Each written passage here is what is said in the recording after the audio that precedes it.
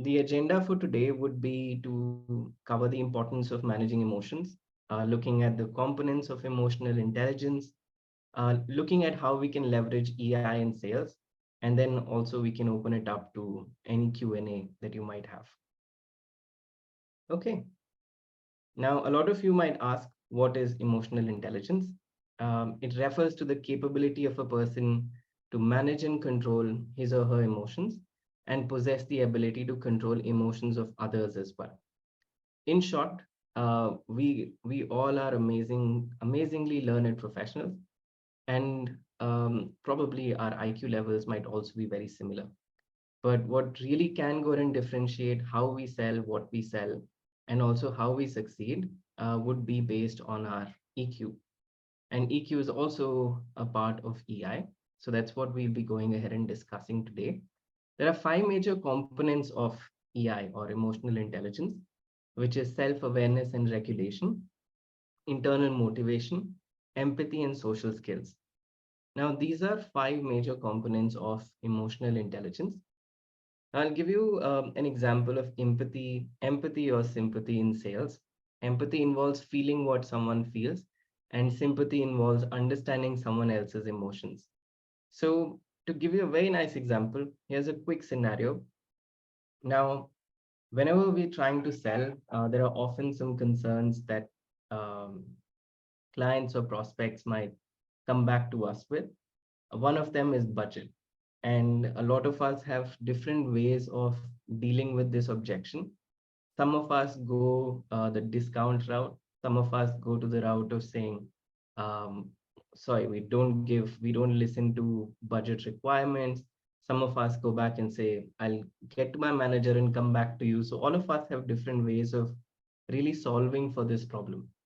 And in both cases, sometimes sympathy works and sometimes empathy works. It's about understanding what does.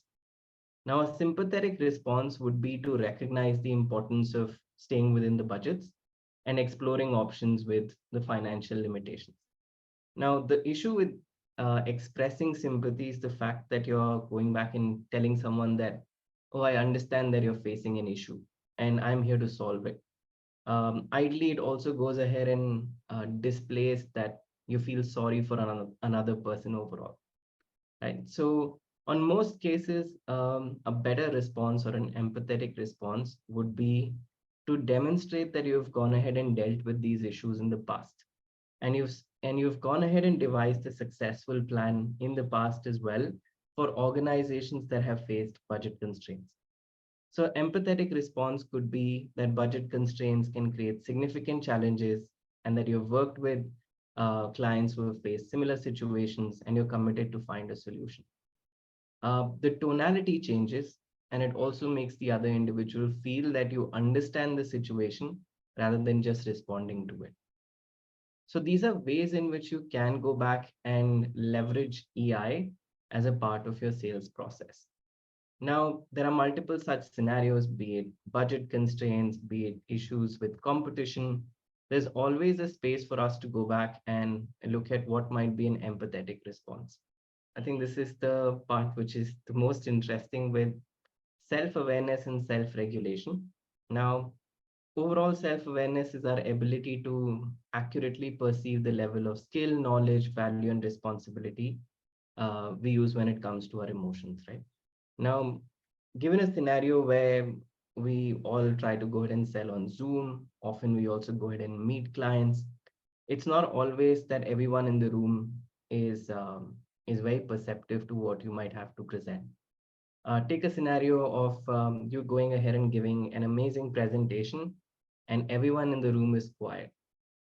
How often has it happened that you're giving a complete presentation on a Zoom call, and the other side is absolutely clueless about what you're talking, right? There are also times when I have noticed a couple of folks in meetings having their cameras switched off, or even the client side having their camera switched off.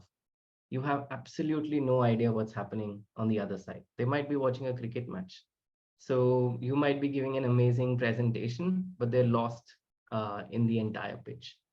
And that's where having that ability to understand if the other individual is even available to understand what you're going ahead and pitching is so important. Think about it. If you're on a call and you see a client probably talking to someone or ordering tea or on their phone, if you take a pause and just ask them if they're preoccupied, if they want to reschedule it, or if they want to go ahead and focus on a specific part of your presentation, is amazing. Now, I want to go ahead and share a personal story. Um, I think credit cards and insurance are certain products that are generally deemed to be very hard to sell. At least on a weekly basis, you might be getting one call explaining benefits of a credit card. And most of the times we try to be nice to folks, but sometimes we just cut the call. These days with Truecaller, it also has a virtual assistant, so you can just give that call to the virtual assistant. So credit cards and insurance are the hardest sells overall. And I was surprised to see how one of the credit card companies really sold their credit card, which was for 10,000 rupees per year.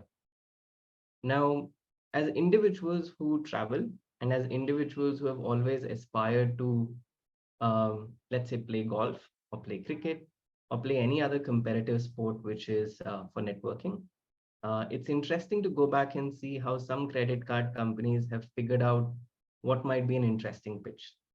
uh, all of these airport lounge experiences with credit cards, they figured out that pitch that folks are looking out for airport lounges when they go to airports. And additionally, if you also do get golf lessons or a free stay at a Taj hotel, how much would you be willing to pay for it? To give you an example, one of these credit card companies gives you two golf lessons every month, one stay at Taj Hotel for one night, 25 airport lounge accesses across the world. Would you pay 10K for it? You can think about it and let me know. But overall, they've gone ahead and figured out what might work.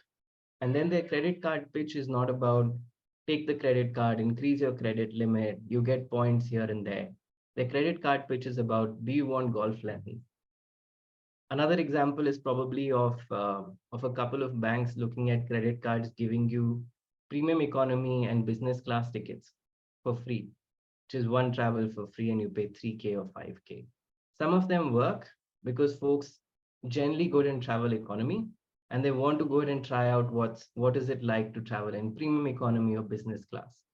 And they see this as a big value benefit, especially when they're able to understand that this might be working out for them. So that's where companies as well as individuals have to be self-aware of their value proposition and also about what the other individual really wants to hear and wants to understand. In sales, it's also always not very easy to manage targets or to look at quarter ends. One of those quarter ends was very recently or right now. So a lot of sales folks go ahead and struggle with the ability to manage emotions, desires, and behaviors. As soon as there is a quarter end, we tend to get into that cycle of heavy discounting, going back in and probably spamming clients or prospects with some emails, going ahead and giving them phone calls or reaching out to them on WhatsApp. All of that is valid overall, but some of those might lead to clients or prospects going ahead and ghosting us. And that's where self-regulation comes into space. Imagine if you're trying to go ahead and buy, let's say, an air purifier, and if the store calls you up every day, and then they call you up on the quarter end and tell you there's a big discount that's coming up. If you're not convinced on buying it, you won't buy it, irrespective of the discount, irrespective of the deal, irrespective of the individual calling you. And you might actually go back and block them or mark them as spam as well on your phone. So there's no point of reaching there. And that's why self regulation comes into the picture of making sure that you have the ability of managing your emotions, be it fear of losing out, be it going ahead and having lesser incentives for the month as well. At the end of the day, we're here to solve the problem of a client, not to go back and sell something to them. And that's what is one of the best parts of sales as well, because often roles in companies are referred to as sales representatives. So in short, we are representing the company. We are representing what the company has to offer to a group of prospects who might be willing to buy. We don't have to shove it down their throats saying, take it right now. So I think that's where self-awareness and self-regulation plays such a big role in terms of making sure that you're emotionally aware of what might be the causes of good sales as well as bad sales. I work in a company that where renewals happen every month. So we have a SaaS-based product where every month the customer success team has to work tirelessly to make sure that customers go ahead and renew. And that gives us the advantage of making sure that we are very, very close to customers.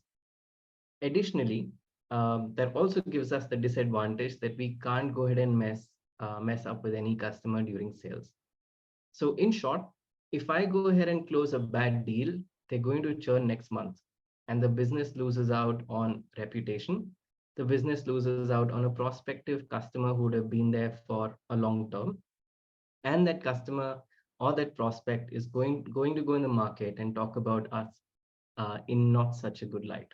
So for me, it's very, very important to onboard prospects or customers which are completely convinced that the solution would work for them. Because otherwise, the customer success team will not be able to renew them overall. We often go and look at sales being transactional, like we close a deal. No, we onboard a customer. If you close a deal, that deal can churn. But if you onboard a customer, that customer is yours. For me, I think even 8 years down the line, there are often, I would say, some of my old customers who call me up saying, I have a nice prospect. Do I connect them with you, or can you connect them with someone else in your previous company? And that's amazing to see, because when I onboarded them, I went over and beyond of what was expected from me. So to give you an example, while I was working at LinkedIn, we used to sell a recruitment product where recruiters and HRs could go ahead and find the right talent. Now, if like a new recruiter has to be trained, it wasn't available in small plans, or it wasn't available for the starter plans overall. It was available for enterprises, or it was available for large clients that LinkedIn had. However, thinking about what that might cause as a what that might lead to in the long term in business would be churn.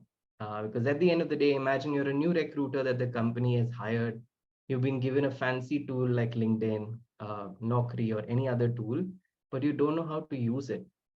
You're going to struggle for a couple of months, uh, or you're going ahead and telling your management that this doesn't work for us. Can you work on this? On the other hand, if an individual at LinkedIn is saying, I'm going to give you 30 minutes, right? I'm going to take you through the platform once, record the call, work on it, let me know if you have any questions, and message me on WhatsApp, right? Now I've built that one-on-one relationship with the recruiter, not even the decision maker. I've built that relationship with the user. So they're going to use the platform. They're going to trust and believe in me that I'll be available if they have a problem.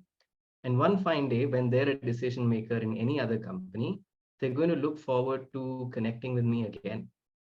They're not going to another platform which sold the platform to them, never came back and said, here you go. Here's a manual for you to read. Here's a FAQ that you can go ahead and look at and find your own way. That doesn't work. And in a space where every company is trying to make sure that they have high ROI from any solution, any product, any service that they buy, they don't just look at the brand value, or they don't just look at the short-term solution. They look at the value that the entire process is bringing. Because especially if you sell subscription-based services, it's for 12 months, 24 months, it's not a one-time product altogether. So this is a bit about self-awareness and self-regulation. Now comes in intrinsic motivation. Now, overall in sales, we all need to be motivated enough to sell more, right? There are two types of motivations. Intrinsic is something that comes, or It's behavior driven by internal or intrinsic desires, something that's not external, like, for example, your incentives, your vacations, or even money, or even like free pizza parties. All of those are extrinsic motivations. I wouldn't lie if I said that I did not believe in extrinsic motivation in the beginning of my career. Incentives, or let's say parties, really interested me as well.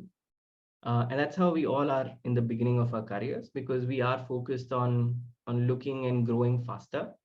But at the end of the day, when I look back at all of those times, and when I look at myself today, I often feel and I often ask myself, why am I selling what I'm selling? Or how does it solve a problem for any of our customers? Or what will they do with our solution at the end of the day? So I'm often also asking them, great, you've taken up the subscription, or now that you've gone ahead and implemented app tweak in your company, what are you doing with it? Like, what did your first 15 days look like? Who did you add in the dashboard? Or who did you talk to after you took up the subscription? Or when you logged in, were you okay over there? So for me, it's more about now looking at solving a problem. If you think about it, not all companies go ahead and save the world. Not all companies have a vision to make the world a better place. Some of them go ahead and make lives convenient for others. So it's very important to look beyond product USPs, service USPs, to understanding what does it solve. So often I've gone back and looked at presentations that many companies would have built, and I've gone ahead and changed a bit in those presentations to become more human. And all of that is because of intrinsic motivation, which is to solve the problem, not to go ahead and get a reward. And I think that's where a lot of these quarter ending, year ending sales, or even a lot of those incentives that come with it, don't really bother me, because I'm like, even if it doesn't come now, it's going to come next quarter. So I'm not going to lose the deal because I want to make more money out of it, or that deal will go ahead and give me an incentive which is beyond, uh, let's say, a particular holiday or even a particular deal overall. But I'm going to go back and look at, did I go ahead and solve the problem? Was there even a problem to go ahead and solve? Because often our product or services might not be able to solve the problem as well for the customer. If they want to go back and have, let's say, a water purifier, giving them a matka from outside will not help it. They need a water purifier. So it's very interesting to look at how some sales folks sell. There are a couple of tools that we can also go ahead and use to record ourselves. I think we tried this out as a part of our trainings in AppTweak. Um, I think when we try to sell on Zoom, it's very different from when we sell in person. So what we did was we started going ahead and recording ourselves. So no one's on the call. We just recorded ourselves pitching the tool. Then we listened to ourselves as well as to what are we pitching. A lot of our pitches were very product based. They were like, hey, here's another feature for you. Here's another feature for you. So we bombarded every client with 20 different features and said, our plans are based on features. After that, we changed the entire pitch saying, these features solve this for you, right? And if this is the solution that you're looking out for, that's the particular plan that suits your need. To give you an example, very recently, I think actually it's been like 5 to 6 years now. There are a lot of companies started going ahead and giving cars on rent for years together. So they started saying, if you want a Maruti Suzuki car or a Swift, pay us 1 lakh in a year, or like 10,000 a month, right? And here you go. It's on rent for you. So instead of now buying a car and maintaining it and then looking at the resale value of it, take it from us, brand new car, insurance is done, maintenance is on us, drive it, right? Now Mini Cooper came back and said 8 lakhs for the same thing, 8.5 lakhs per month, pay the same value and take the car for rent.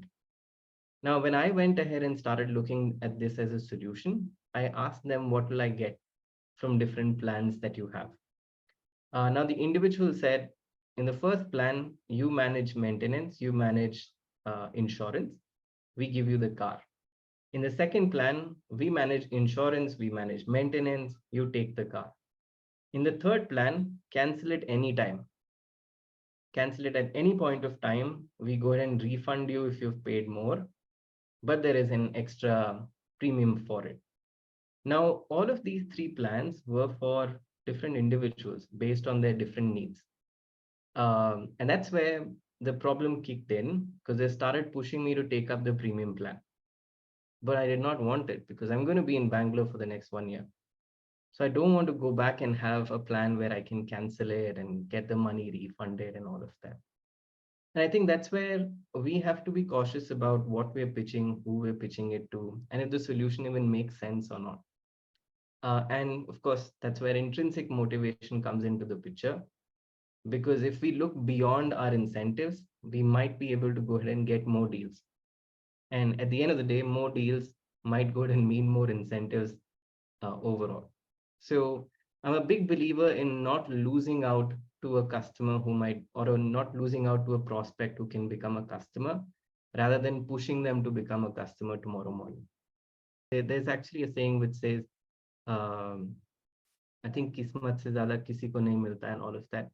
Very, very similar overall, right? So a lot of those things really matter in terms of selling with emotional intelligence as well.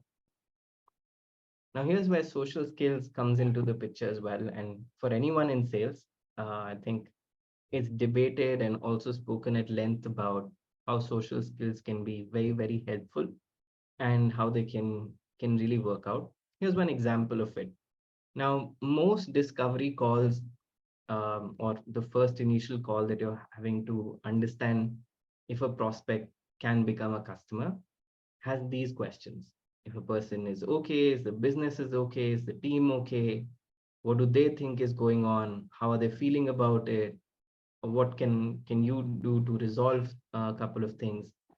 So this is where most discovery calls end. And a lot of them follow that band framework. Some company has another framework to understand budget, authority, need, and time.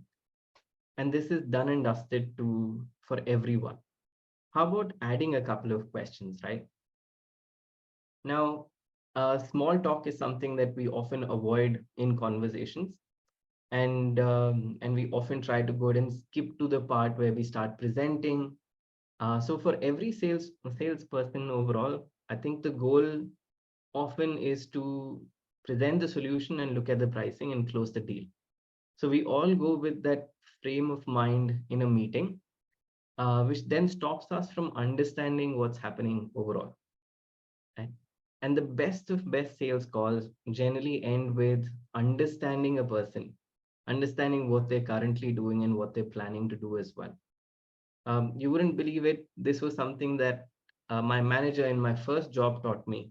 If someone's offering you a cup of tea when you're meeting them in person or coffee, don't deny it. Because by the time they go ahead and get tea or coffee, you've bought yourself time to first understand what they're doing and then pitch the solution.